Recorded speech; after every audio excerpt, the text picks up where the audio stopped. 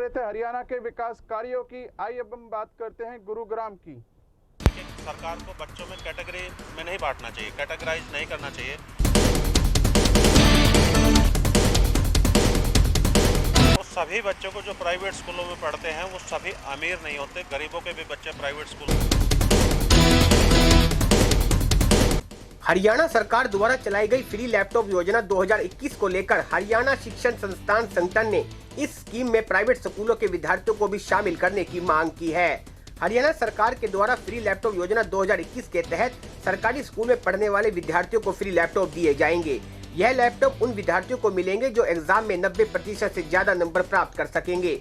इस योजना के अंतर्गत हरियाणा के उन सभी छात्रों को मुफ्त लैपटॉप प्रदान किए जाएंगे जो 10वीं की परीक्षा में 90% या उससे भी ज्यादा अंक प्राप्त कर सकेंगे।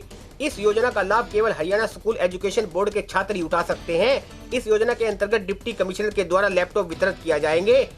वह सभी छात्र जो मेरिट लिस्ट में आएंगे उन्हें सरकार द्वारा मुफ्त में लैपटॉप भी प्रदान किए जाएंगे। यदि आप भी इस योजना का लाभ उठाना चाहते हैं तो आपको भी 90% से ज्यादा अंक बोर्ड की परीक्षा में प्राप्त करने होंगे।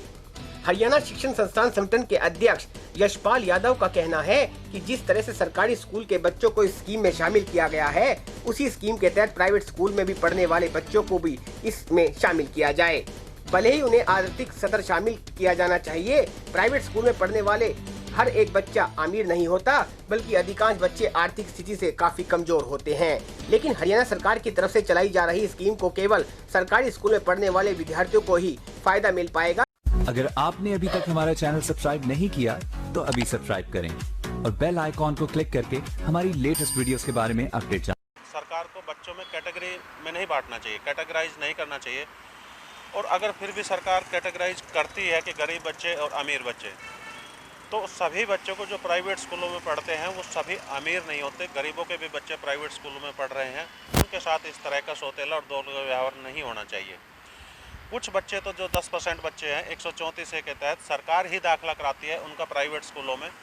सरकार उनका बिना फीस में ही पढ़ने के लिए कहती है। और EWS के बच्चे होते हैं, वो गरीब बच्चे होते हैं। तो ऐसे बच्चों के भी जो सुविधाएं हैं, जो सरकारी सपोर्ट है, वो भी विड्रा कर लिया जाता है। तो सभी सरकार केवल प्राइवेट स्कूलों में एडमिशन लेने मात्र से ही सारी के सारी सरकारी सुविधाएं, सारे के सरकारी सपोर्ट विड्रा कर लिया जाता है। ये एक अच्छी बात नहीं है, क्योंकि ये बच्चे भी हरियाणा प्रदेश के ही बच्चे हैं। ये बच्चे में ही रहते हैं।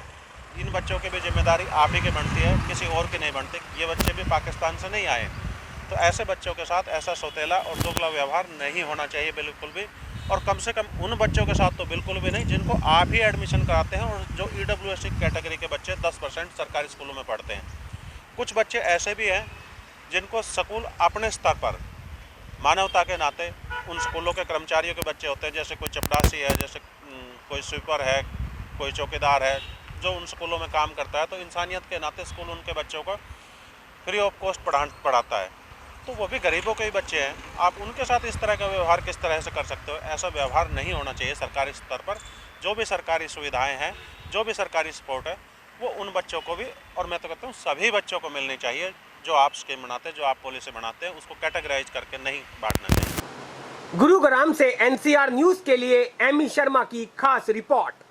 अपने शहर की ताजा खबरों के लिए NCR न्यूज के साथ बने रहिए। चैनल को लाइक व सब्सक्राइब करें। नमस्कार।